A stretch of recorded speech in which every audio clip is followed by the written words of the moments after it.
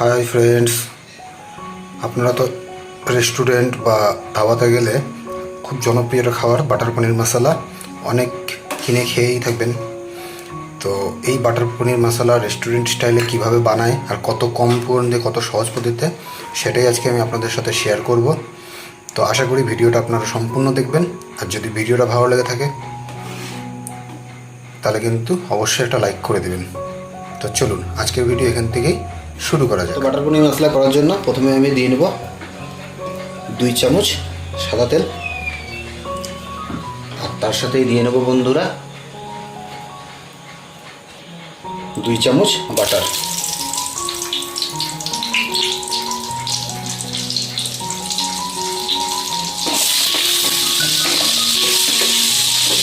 আর এখন ফার্স্টে দিয়ে নিচ্ছি 3টা লবঙ্গ আর 2 টুকরা এলাচ। এখন দিয়ে নেব একটা বড় সাইজের পেঁয়াজ, আমি আগে থেকে রাফলি চপ করে রেখেছিলাম সে পেঁয়াজ।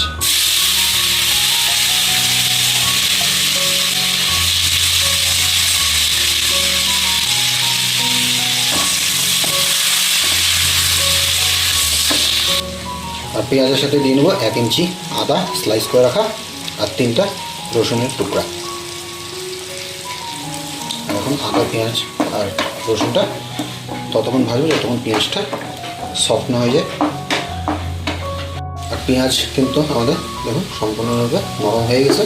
আর এখন দিয়ে নেব আগে থেকে 2টা মিডিয়াম সাইজের টমেটো, যেটা আমি কেটে রেখেছিলাম সেই টমেটো। আর তার সাথে দিয়ে নেব আমরা 15 কোয়া কাজু বাদাম। আর এখন টমেটোটা আমরা ততক্ষণ ভেজে নেব যতক্ষণ টমেটোটা নরম না হয়ে যায়। আর টমেটোটা নরম করার জন্য আমরা এটা ঢেকে দেবো মিনিট 10-এর জন্য।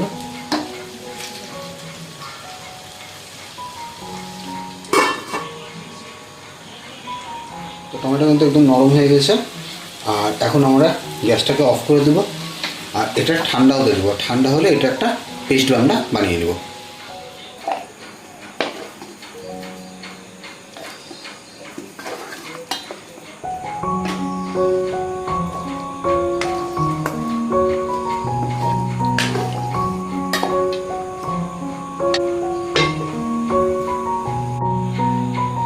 আমাদের পেস্ট কিন্তু হয়ে গেছে।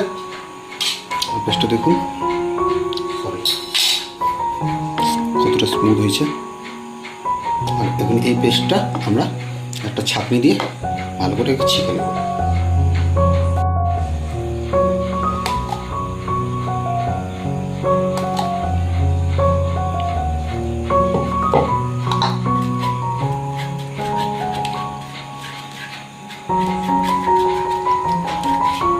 এইভাবে করে নিলে গ্রেভিটা স্মুথটাও হয়ে যায়। আর এর ফলে কিন্তু রেস্টুরেন্টের মতো টেস্টটা পাওয়া যায়, যেটা আমরা ঘরে এমনি পাই না। খাবার বানালে রেস্টুরেন্টের টেস্ট, সেটা কিন্তু এইভাবে যদি করে নেন আপনারা তাহলে কিন্তু রেস্টুরেন্টের টেস্ট পাবেন। কড়াই দিয়ে নিচ্ছি আবার 2 চামচ তেল, সাদা তেল। তার সাথে দিয়ে নেব 2 চামচ বাটার।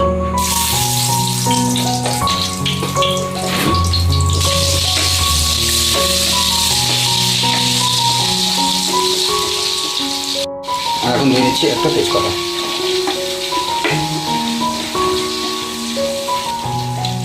এখন দিয়ে নেব 2টা মিডিয়াম সাইজের পেঁয়াজ, আমি ভালো করে কুচি করে রেখেছিলাম সেই পেঁয়াজ কুচি।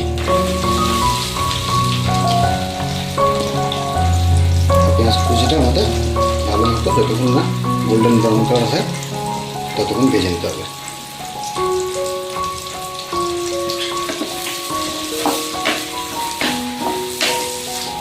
পেঁয়াজে কিন্তু সোনালি রঙ চলে এসেছে। আর এখন এর মধ্যে দিয়ে নেব কিছু গুঁড়া মশলা। প্রথমে দিয়ে নেব আমরা এটা, সেটা হচ্ছে হলুদের গুঁড়ো। আর হলুদের গুঁড়ো দিব আমরা 1/2 টেবিল স্পুন। তার সাথে দিয়ে নেব ধনের গুঁড়ো 1 টেবিল স্পুন। তার সাথে দিয়ে নিচ্ছি জিরার গুঁড়া 1/2 টেবিল স্পুন। আর দিয়ে নেব কাশ্মীরি লাল লঙ্কার গুঁড়ো 1 টেবিল স্পুন।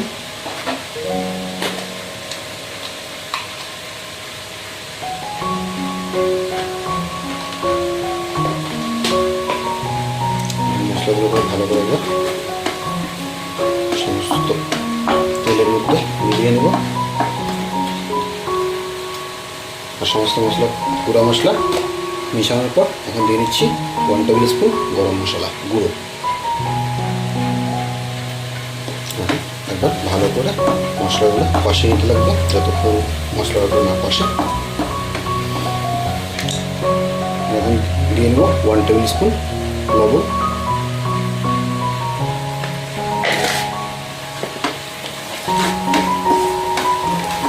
আমাদের গুঁড়া মশলা কিন্তু কষানো হয়ে গেছে। আর এখন আগে থেকে যে পেস্টটা বানিয়ে রেখেছিলাম সেই পেস্টটা দিয়ে নেব।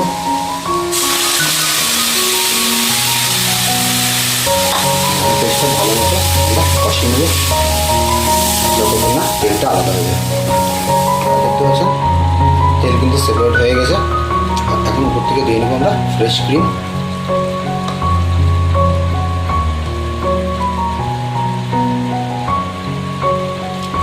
এবার ক্রিমটা ভালো করে গ্রেভির সাথে মিলিয়ে নেব। আর এখন আমরা অ্যাড করে দেবো 1 কাপ জল। জলটা একবার ফুটে উঠলে আমরা কিন্তু পনিরগুলো এর মধ্যে অ্যাড করে দেবো। গ্রেভি ফুটে উঠেছে আর এখন আমরা এখানে অ্যাড করে দেবো পনিরগুলোকে।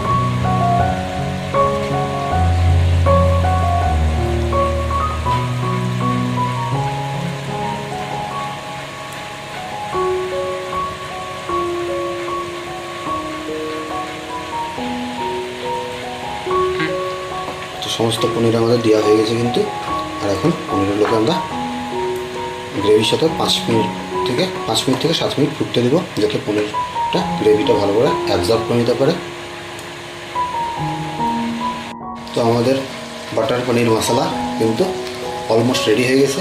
আর এখন এটা আমি শেষ করব হাতের মধ্যে কাসুরি মেথি পাতা আমি ক্রাশ করে নিচ্ছি। তারপর এটা দিয়ে উপর থেকে রান্নাটা আমি শেষ করব।